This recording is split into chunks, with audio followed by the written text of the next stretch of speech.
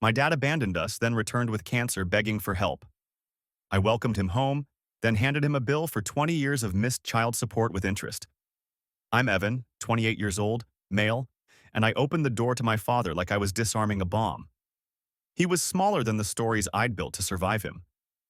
Ray, 58 years old, male, my father, stood on the porch in a denim jacket he used to swear was good luck, a plastic hospital bracelet chewed to a frayed edge, and a pale bulge of a chemo port peeking from his collar like an accusation. His knuckles were raw. His eyes were the same stormy gray as mine, except his had this wet shine, like glass after a hailstorm. He smelled like old smoke and antiseptic. He said, "Kiddo," the way he used to say it after breaking something he'd pretend wasn't important. The taste in my mouth turned metallic, like a bloody penny. Behind me, the house felt small and crowded with our patched-together life. Mom, Lena, 52 years old, female, kept the kitchen spotless as a religion. A mason jar of mismatched screws lived by the sink because she'd rather fix things than throw them out. On the bookshelf, a wedding photo sat in a glued-together frame. The glass was new. The crack running through their smiles was not. My sister peered over the banister. Maya, 24 years old, female, nursing student with a spine made of steel cable. She had the same habit as Mom, quieter when furious. She ran her tongue along her molar like she was tasting every word she wanted to say and deciding to swallow it whole. "I'm sick," he said. His breath fogged in the March air. Cleveland had that dirty snow crust still clinging to the curb. "Cancer, it's bad. They said my best shot is if I've got somewhere to recuperate. Family." He pushed a breathy laugh through his nose, like he knew how that sounded coming from him. The last time he'd been in this doorway, he'd been 6 beers deep and breaking promises like plates. I was 8. He knocked the wedding photo off the wall with the crank of his elbow, and glass jumped across the floor like startled fish. He shouted that he was not made to be a husband, and "this house is a leash," and then his headlights raked through the living room while he peeled away, 2 parallel burn marks on the street that were still faintly visible for years. The police came because Mrs. Delgado, 70 years old, female, our neighbor who watered everyone's flowers and called 911 like it was a hobby, thought he was going to come back with a gun. He never did. He never came back at all. What he did do, disappear into states we only knew from postmarks. Arizona, then Indiana, then a smear of Florida sand in a photo he mailed once without a return address. Mom filed for child support, and the papers came back stamped, "unable to locate." We collected court letters the way other families collected snow globes. She kept them in a cracked red folder labeled in her sharp handwriting, "Ray, arrears." Every spring she said, "Don't count on what isn't in your hands," and took on a second shift. I learned to make ramen 4 ways by 9th grade. I learned to hold my breath when Mom cried in the shower, and to take Maya to school early on days when the electricity bill looked like a dare. I learned different kinds of silence. Now he was here, shrinking into the jacket, swallowing pride like gravel. "I want to make it right," he murmured, and his voice did this thing, broke and regrew like a crack icing over. Part of me, something feral that slept with its shoes on, wanted to slam the door and feel the echo in my bones. But we were raised in a house where you didn't let stray dogs freeze and you didn't let sick men die alone, not even if they taught you how to go hungry. I felt Mom at my shoulder before she said anything. She had dried her hands and smoothed the dish towel so flat it looked ironed. Her eyes were a bruise color I knew too well. "Hi, Ray," she said, and it was both a greeting and a scar. "Come in, before you turn blue." He stepped over the threshold like it might bite him. His boots left chalky salt prints on our clean floor. Maya stayed on the stairs, arms folded. He looked at her like she was a painting he'd never seen before. "You look like," he started. "Don't," she said. "Just that." He shut his mouth. We didn't talk about the 20 years. We didn't talk about the things that had teeth. I put his duffel, coal-black canvas, frayed at the zipper, by the couch. He stared at the couch like it was a raft in a fast river. I could feel the shape of the red folder upstairs like it weighed on the ceiling. I had counted every missed holiday, every dental bill, every parent-teacher conference where I lied that he was on a business trip. I had turned them into a ledger the way kids turn sticks into swords. I didn't know what I was going to do with it yet. "I'll get the spare sheets," I said, and my voice surprised me. Steady, like I'd rehearsed this. Mom nodded. Maya didn't move. Ray sat very carefully, like the couch might send him back into the snow. In the kitchen, I passed the wedding photo and turned it face down without meaning to. The glue line caught the light like a scar. I whispered to the empty room, not sure if I was promising or threatening. "You're home." The weeks after my dad showed up were chaos. Mom acted like she'd seen a ghost every time he walked into the room. My little sister, Anna, avoided him completely, slammed doors, ate dinner in her room, refused to even say his name. And me? I couldn't decide if I wanted to punch him or hug him. He tried, I'll give him that. Tried to slot himself back into our lives like nothing happened. Washed the dishes, offered to mow the lawn, even suggested family movie night like it was 2002 all over again. But then he'd cough mid-sentence, wipe his mouth with a trembling hand, and we'd all catch a glimpse of the reality. He was sick, dying sick. The first real explosion came one night after dinner. He'd insisted on cooking, burnt lasagna, half the noodles still crunchy, but Mom was polite enough to eat a slice. Anna wasn't. She shoved her plate back and said, "You don't get to play dad now, not after 20 years." He froze, fork halfway to his mouth. His face crumpled into this weird mix of shame and anger. "I made mistakes, Anna. I'm here to make up for them." "You can't," she snapped. "You don't just get to vanish when we needed you, then crawl back in when your body's falling apart. You don't get a redemption arc." She stormed off, door shaking the house when it slammed. He dropped his fork, hands trembling. "She hates me." I stared him down. "You earned that." That night, I heard glass shatter downstairs. When I ran down, Dad was barefoot in the kitchen, bleeding hand hovering over a broken whiskey bottle. He wasn't supposed to be drinking. The meds and cancer didn't mix. He was muttering, "I gave my life to that job, and for what? For what?" Mom appeared in her robe, pale and furious. "For what? For some secretary you ran off with, Mark? Don't you dare rewrite history." He whipped around, eyes wild. "You think I wanted this? You think I wanted to come crawling back like this? Then leave," she shouted. "You've always been good at that." I had to step between them, heart pounding, blood dripping from his hand onto the tile. I felt like a kid again, powerless in their storms. But this time, I wasn't a kid. I grabbed his arm, pulled him toward the sink, forced his hand under the water while he fought me with this pathetic, angry strength. He sagged eventually, muttering about how we never understood his sacrifices. I wanted to laugh in his face. Sacrifices? Mom working 2 jobs, me babysitting Anna while barely in high school, the nights we went hungry. That was sacrifice. That night I realized something. He wasn't just back because of guilt or family ties. He was back because he had nowhere else to go. No money, no support system, just the family he abandoned decades ago. And that's when the idea started to form. If he wanted in, if he wanted shelter, then fine. But he was going to pay for it. Every last cent of the years he owed. Don't forget to subscribe. 2 weeks in, the cracks were spreading everywhere. Dad had started snooping. At first it was little things, drawers left open, mail shuffled. Then one afternoon I came home and found the red folder. The one Mom had labeled Ray Arrears. It was open on the table, child support papers spilled across it like an autopsy. He looked up at me with glassy eyes and said, "You kept score." "Damn right," I said. "Someone had to." He slammed his fist down so hard the table rattled. "That's not who I am. I'm not some deadbeat number on a page." I laughed in his face, which might have been a mistake. "That's exactly who you are." That night, someone keyed my car. Long, ugly scratches gouged across the driver's side. Anna swore she heard the back door open around midnight. Dad was on the couch when I checked, pretending to be asleep, hand tucked under his jacket like a guilty kid.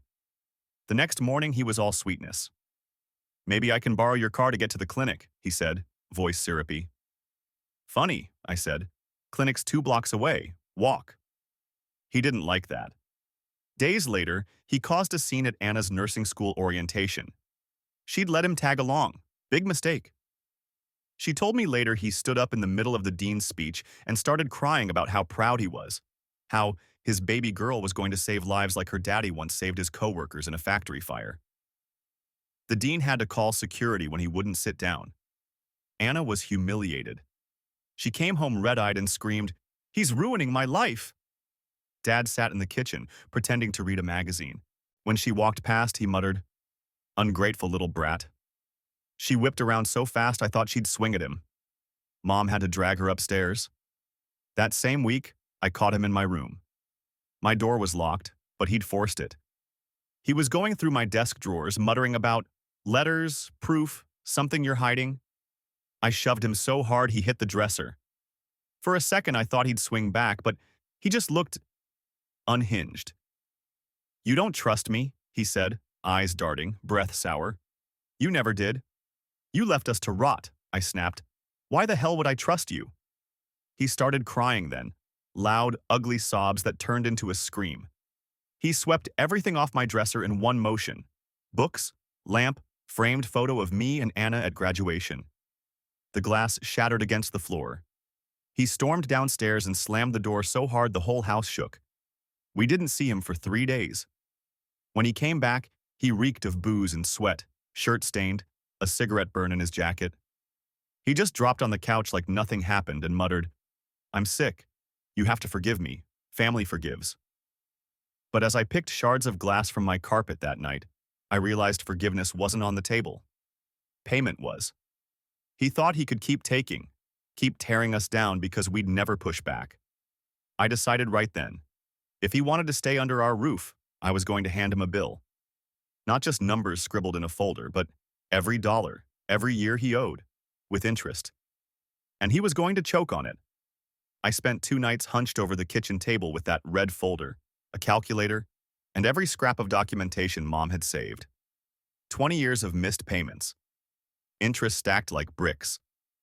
I didn't just make a number, I made a statement. By the end, the total was brutal. 187,432.52. I typed it up clean, like an invoice. Balance due. 20 years of child support, with interest. At the bottom, payable to the family you abandoned. The day I gave it to him, he was sitting on the couch flipping channels like he owned the place. Cigarette ash drooped dangerously close to the cushion. Mom shot me a look, silently asking if I was sure. I nodded, slid the envelope onto the coffee table, and said, "Here, since you want to make things right." He smirked at first, like it was a joke. Then he pulled out the paper. His eyes skimmed down, and his face went slack. "What the hell is this?" "Your tab," I said evenly. "Every missed payment. Every court order you dodged. 20 years of rent, food, clothes, braces, holidays, all on Mom. That's what you owe." Anna came downstairs just in time to hear. She crossed her arms and said, "And don't forget emotional damages." He shot to his feet, waving the paper like it was a death sentence. "This is bullshit. You can't put a price on abandoning your family," I cut in. "Yeah, turns out you can." That's when he snapped. He ripped the invoice in half, then in quarters, until bits of paper littered the carpet. His voice cracked into a scream. "I came back. I'm dying. And you want to talk about money?" He grabbed the coffee mug from the table and hurled it at the wall. Ceramic shattered inches from Mom's head. She gasped, but didn't flinch. Anna yelled, "Get out!" But he was already storming through the kitchen, kicking a chair so hard it splintered. He yanked open cabinets, knocking plates to the floor, shouting nonsense about how we were ungrateful parasites. The noise drew neighbors. Mrs. Delgado was out front again, phone in hand, probably already dialing 911. I cornered him by the back door, adrenaline buzzing through me. "You wanted a home? This is the cost. Pay it, or you're nothing here. Nothing." He stared at me, chest heaving, sweat dripping down his temple. For a second, I thought he'd swing. Instead, he shoved past me, nearly ripping the screen door off its hinges, and stumbled into the yard, bellowing, "You can't erase me! You hear me? I'm your father!" The whole block heard him. And for the first time in my life, I wasn't afraid of his voice. I was just done. That night, Mom swept the shredded invoice into a shoebox. "He'll be back," she said softly. "Good," I muttered. "I'll print another copy.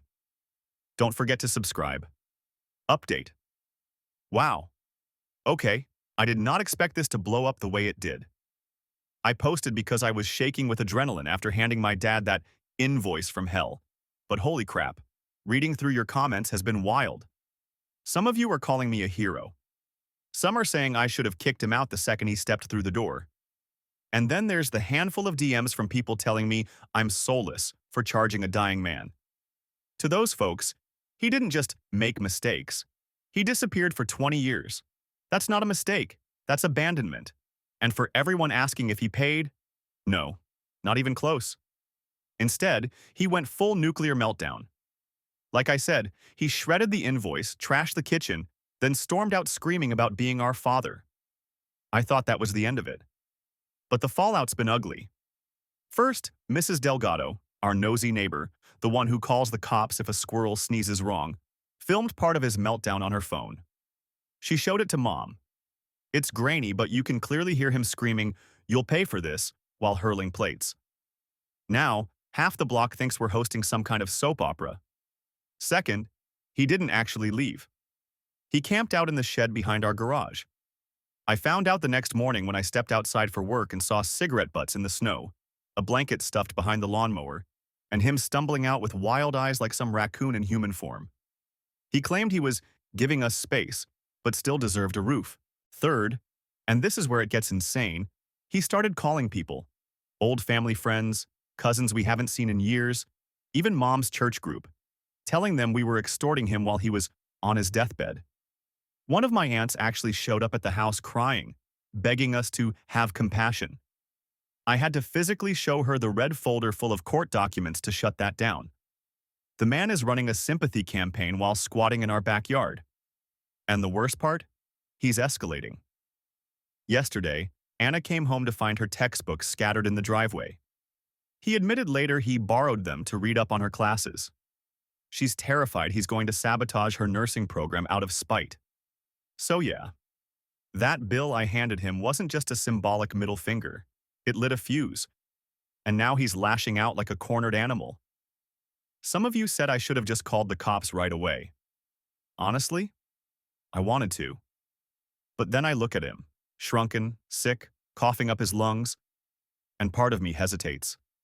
Then I remember the 20 years, the broken glass, the empty fridge, and I stop hesitating. If he wants to keep escalating, fine. I've got more than invoices. I've got 20 years of receipts. And if he keeps pushing, I'll burn his whole fake redemption act down in front of everyone he's trying to fool. Stay tuned, because I'm done playing caretaker. The final straw came 3 nights later. I woke up to shouting in the yard, Anna's voice. I ran out barefoot and found Dad blocking her car, screaming that she was turning his grandchildren against him. She doesn't even have kids yet. His face was red, spit flying. He slammed both palms on her hood so hard the alarm went off. Mom ran out in her robe, begging him to stop. He turned on her too. "You poisoned them. You made me the villain." His voice cracked into something feral. That was it. No more hesitation. The next morning, I gathered everything. Copies of the child support orders, his missed court notices, the bill I'd typed, even the video Mrs. Delgado had taken of his kitchen meltdown. I scanned it all into a neat PDF. Then I sent it to every single person he'd called crying for sympathy. Our aunts, cousins, Mom's church friends. I didn't add commentary, just the documents and the video. Let his own record do the talking. By noon, the calls started. Not to me. To him. I overheard him in the shed, voice cracking, begging someone to believe he wasn't a monster. The more he talked, the louder the coughing fits got. But the real revenge came that Sunday. Mom's church was holding a community luncheon. Guess who showed up? Dad. Stumbling, pale, dragging his oxygen tank like a badge. He stood at the front of the room and started sobbing about how his family abandoned him in his final days. I let him finish. Then I stood up. Calm. Collected. Everyone's eyes shifted to me as I laid a thick manila envelope on the podium beside him. You forgot to mention the part where you abandoned us first, I said, voice steady. This is what you owe. 20 years of child support. With interest. You want forgiveness? Start by paying the bill. The room went dead silent. Then whispers rippled. People leaned over to each other, reading the documents as they passed hand to hand. Dad's face collapsed. His whole performance crumbled in real time.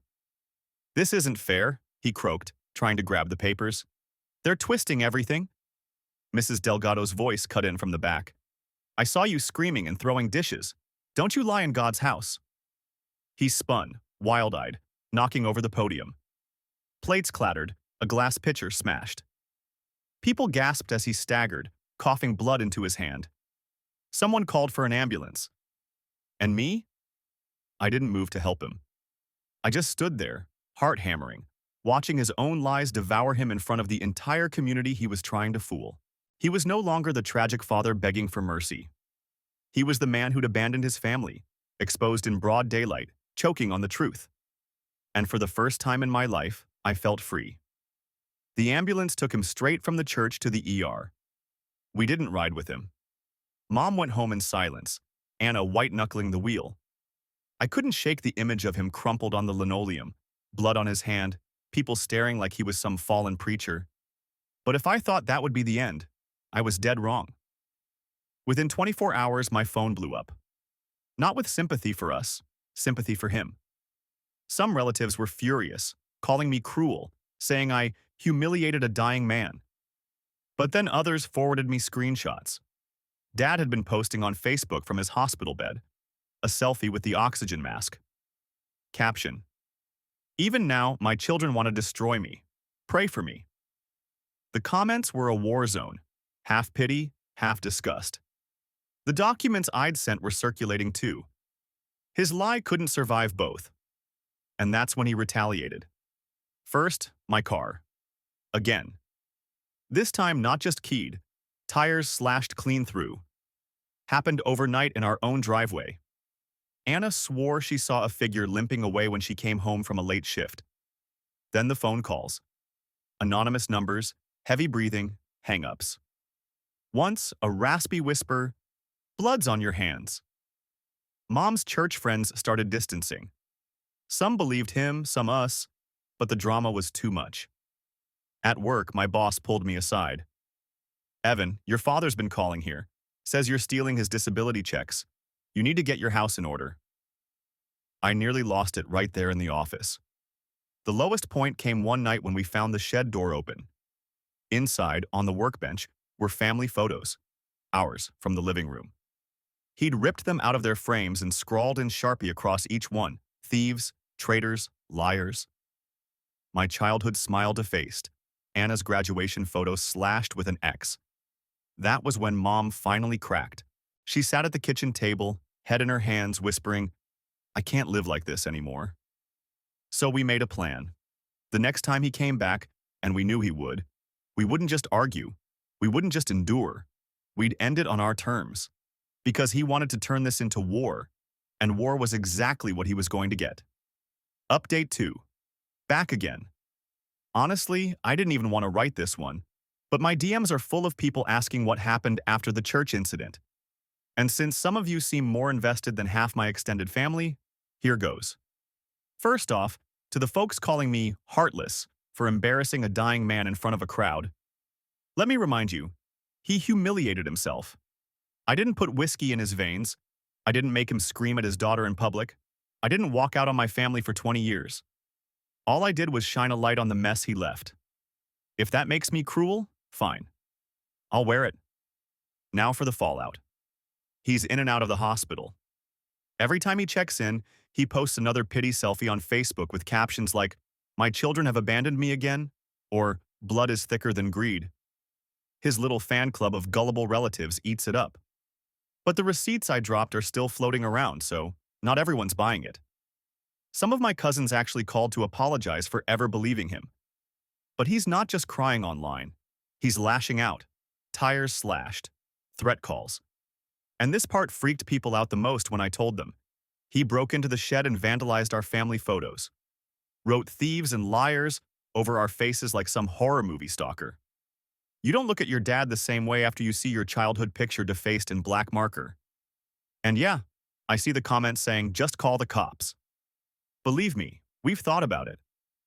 But here's the thing. He knows exactly how to play the sick old man card.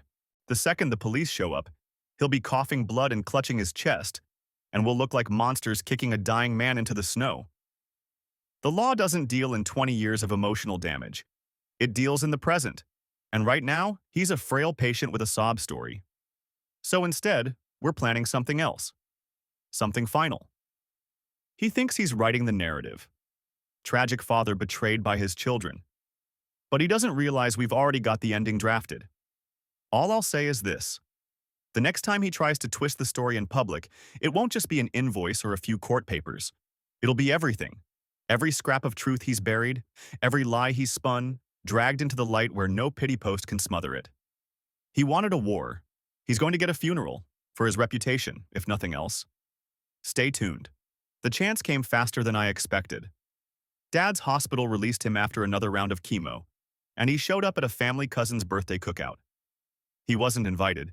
He limped in like some tragic pilgrim, dragging his oxygen tank, everyone frozen mid-burger bite. He started his usual speech.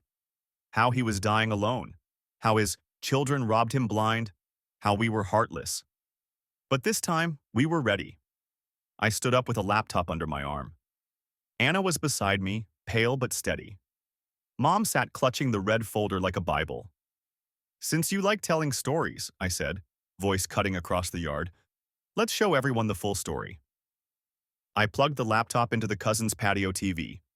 On screen flashed scanned court orders, dates, amounts, every missed payment highlighted in red. Then I played the video Mrs. Delgado had recorded. Dad smashing plates, screaming about being ungrateful parasites. Gasps. Whispers. One uncle muttered, Jesus Christ. Dad staggered forward, shouting, This is lies! Fabrications! His face blotched red. He lunged at the laptop, but Anna stepped between them, jabbing her finger into his chest. That's my tuition you skipped. That's Mom's second shift. That's me walking to school in the snow while you were in Florida with your new girlfriend. Tell them it's fake. Go on.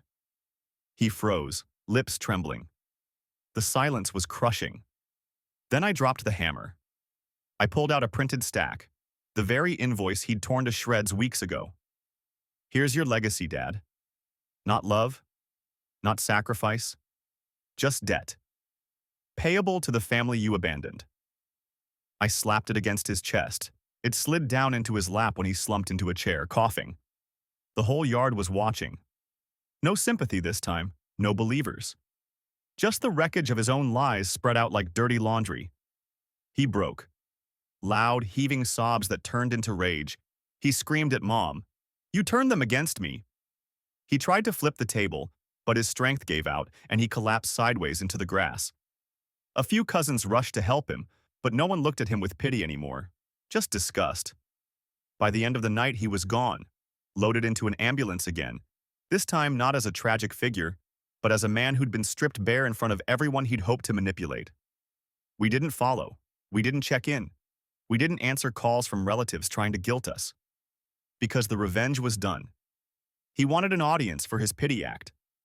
We gave him one, and forced him to choke on the truth instead. And for the first time, I didn't feel like the abandoned kid waiting for scraps. I felt like the one who'd finally collected. 3 weeks later, the call came. A nurse from the county hospital. Are you family of Ray? Her voice was clinical, already braced. I said yes. She said he'd passed in the night. Organ failure, complications from the cancer. He'd been alone. Silence after that. No instructions, no requests. Just a box to check off, next of kin informed. I put the phone down and looked at Mom. She didn't cry. She just let out this long, shaky breath like she'd been holding it for 20 years. Anna whispered, It's over, and walked upstairs without another word. But it wasn't over right away. 2 days later, one of his old drinking buddies showed up at our door. Slurred, aggressive, demanding we show respect and cover funeral costs. I shut the door in his face. Then came a message from an aunt. Family helps family. Don't abandon him in death like you did in life. I sent her the same PDF of arrears and court orders. Never heard back. When the hospital called about his belongings, I went alone. The box was pitiful: frayed jacket, nicotine-stained Bible, a pocket knife, and a crumpled notebook. I flipped it open. Pages and pages of scribbled half-apologies, rambling prayers, and one line repeated over and over: "They'll never forgive me." I left it with the nurse. I didn't need it. The funeral was small, paid for by whatever charity fund the hospital had for unclaimed patients. No cousins, no friends, just a pastor, two strangers from the church, and us, standing at the back, not because we had to, but because closure is its own kind of witness. When the casket dropped, Anna tossed in the shredded pieces of the original invoice he'd ripped apart in our kitchen. A symbolic balance sheet, back to dust. Mom crossed herself. I just stood there, arms folded, letting the cold air bite me until I felt human again. That night, I took the red folder, 2 decades of court letters, arrears, paperwork, and fed it piece by piece into the fire pit. The paper curled, blackened, disappeared. For the first time, the house felt lighter. He left nothing behind but a warning. And maybe that was enough. Because in the end, I didn't just hand him a bill. I made him pay, in truth, in dignity, in reputation. And no matter how sick or broken he'd been, that debt finally came due.